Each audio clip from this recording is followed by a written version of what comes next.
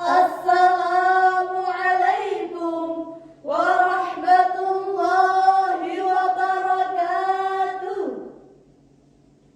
Alhamdulillahilladzi ja'ala Indonesia daulatan muhtalifatan wa amara bainakum bil ukhuwah. Assalatu wassalamu ala sayyidina Muhammad ibn Abdillah wa ala alihi wa sahbihi wa mawalah, amma ba'dah. Dewan Hakim yang arif lagi bijaksana, teman-temanku sebangsa dan setanah air Indonesia yang dirahmati Allah Subhanahu wa Ta'ala. Pergi ke pasar membeli lada, pulang membawa bunga melati. Hadirin, apa kabar kalian semua? apakah semangat persatuan tetap kuat di hati? Alhamdulillah. Hadirin yang dirahmati Allah, kita hidup di masa di mana jarak dan waktu tak lagi menjadi batas. Dunia nyata dan dunia maya kini menyatu dalam satu genggaman. Setiap orang bisa menjadi penyampai berita, pembentuk opini, bahkan penggerak emosi. Namun di balik kemudahan itu, lahirlah tantangan besar, yaitu tantangan menjaga akhlak, menjaga lisan, dan menjaga kebenaran di tengah derasnya arus digital. Satu video bisa menimbulkan tawa, namun satu potongan kata juga bisa menyalakan api perpecahan di antara sesama. Beberapa waktu lalu, publik dihebohkan oleh tayangan dari salah satu televisi nasional yang menampilkan adegan dianggap menyinggung lembaga pesantren. Potongan video itu cepat beredar di media sosial, menimbulkan gelombang reaksi dari berbagai kalangan. Dari kacamata pesantren, hal ini bukan hanya sekedar persoalan hiburan dan candaan. Pesantren adalah tempat suci pendidikan moral dan spiritual. Para santri dan kiai mendidik dengan cinta, membentuk generasi berakhlak dengan ketulusan. Ketika lembaga seagung itu dijadikan bahan lelucon, banyak yang merasa nilai-nilai kesopanan dan penghormatan mulai tergerus oleh budaya hiburan tanpa batas. Namun di sisi lain, hadirin, tidak sedikit pula masyarakat umum yang melihatnya dari sudut pandang yang berbeda. Sebagian menilai bahwa yang terjadi adalah bentuk kelalaian media, bukan niat pelecehan. Dalam industri hiburan, satir sering dianggap cara kreatif menyampaikan pesan sosial. Hanya saja tanpa pemahaman budaya dan agama yang cukup, batas antara kritik dan pelecehan menjadi kabur dan sensitif. Dua pandangan ini menunjukkan satu hal penting, bahwa di era digital kita membutuhkan sikap tawazun, keseimbangan. Tidak terburu-buru menghakimi, tidak juga abai terhadap nilai dan martabat agama. persoalan ini bukan hanya soal benar atau salah, tetapi soal bagaimana kita menyikapi perbedaan dengan kebijaksanaan dan etika. Inilah hakikat moderasi beragama, bersikap adil, seimbang dan proporsional dalam menghadapi masalah keagamaan. Tidak ekstrim dalam marah, tidak pula acuh dalam membela nilai-nilai Islam. Moderasi bukan berarti melemah, tetapi menguat dengan akal sehat dan akhlak Qur'ani. Oleh karena itu, pada kesempatan kali ini, kami akan menyampaikan sebuah syarahan dengan tema moderasi beragama dalam era digital berbasis nilai Qur'ani. Hadirin yang dirahmati Allah. Allah Subhanahu wa Ta'ala berfirman dalam Al-Quran surah Al-Baqarah ayat 143. A'udzu billahi minasy syaithanir rajim.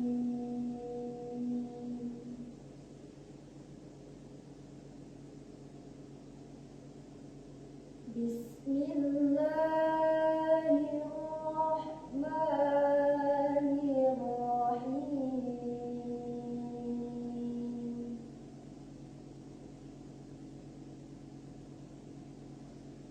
وَكَذَلِكَ جَعَلْنَاكُمْ أُمَّةً وَسَطًا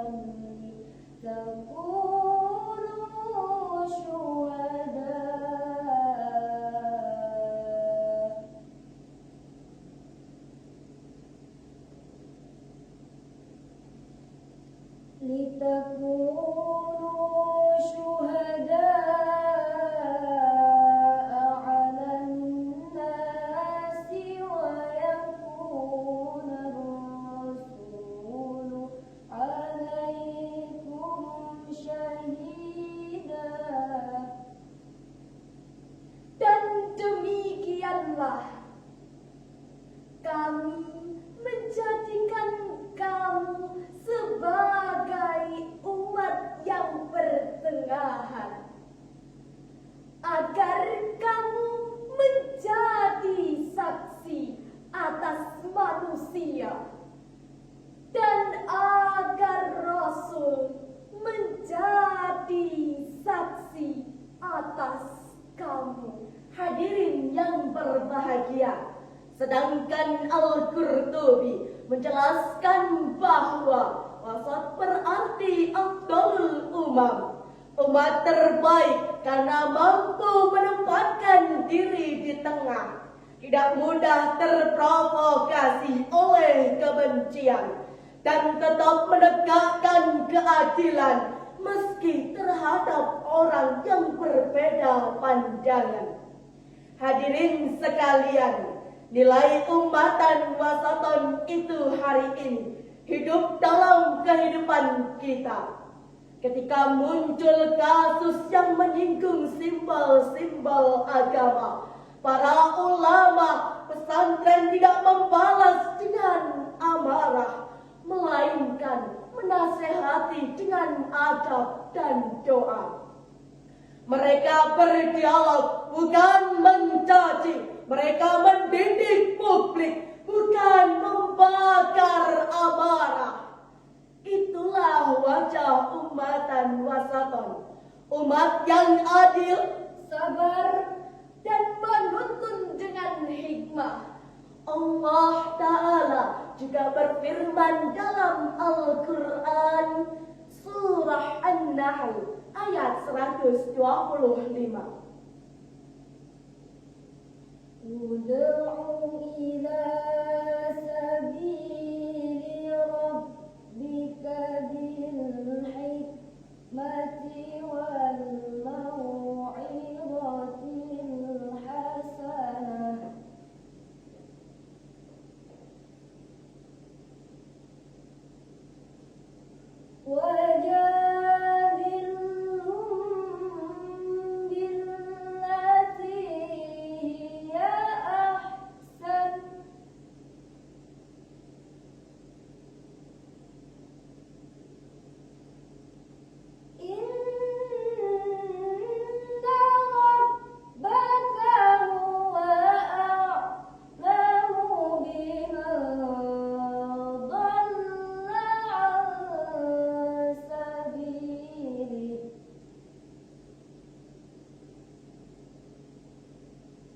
وهو أعلم بالمهتدين.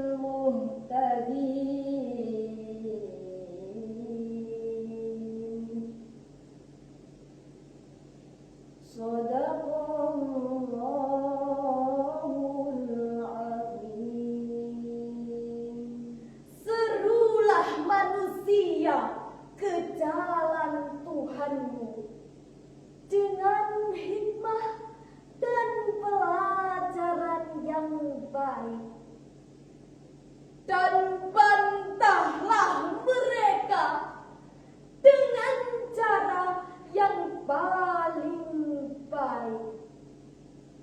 Sesungguhnya Tuhanmu, Dialah yang paling tahu siapa yang tersesat dari jalannya, dan Dia pula yang paling tahu siapa yang mendapat petunjuk. Maha besar Allah dengan segala firman-Nya.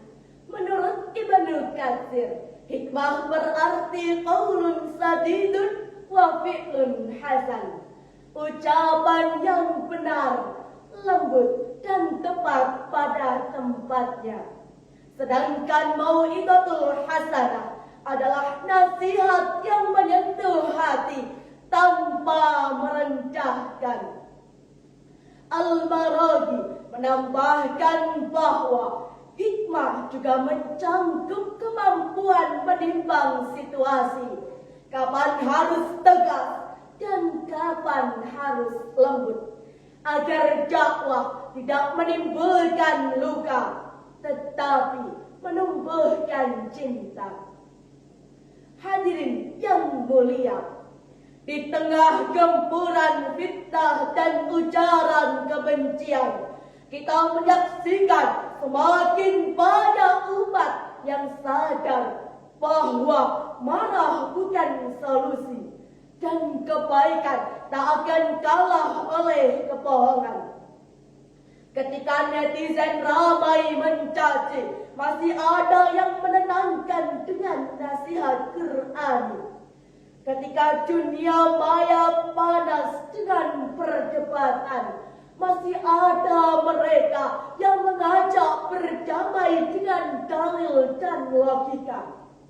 Itulah moderasi yang sesungguhnya, bukan melemahkan iman, tetapi menguatkan kemanusiaan. Moderasi beragama bukan berarti memudarkan syariat, tetapi menegakkan dengan kasih dan kebijaksanaan. Bukan berarti semua dianggap benar, tetapi menolak keras kebatilan dengan cara yang beradab. Wahai hadirin yang berbahagia, jika dunia digital bisa menjadi ladang kebaikan, maka tangan-tangan Qur'anilah yang harus menanaminya.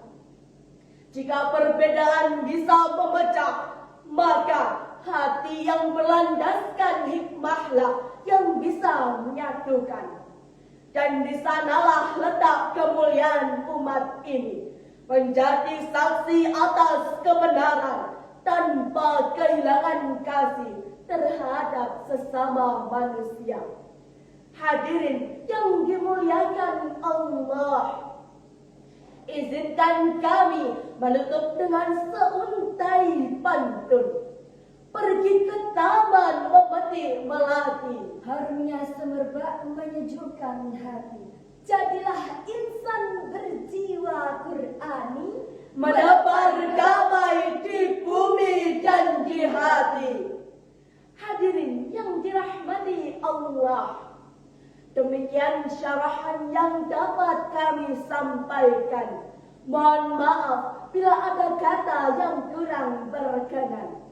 Semoga Allah meneguhkan hati kita untuk selalu berada di jalan yang tengah, jalan kasih, jalan hikmah.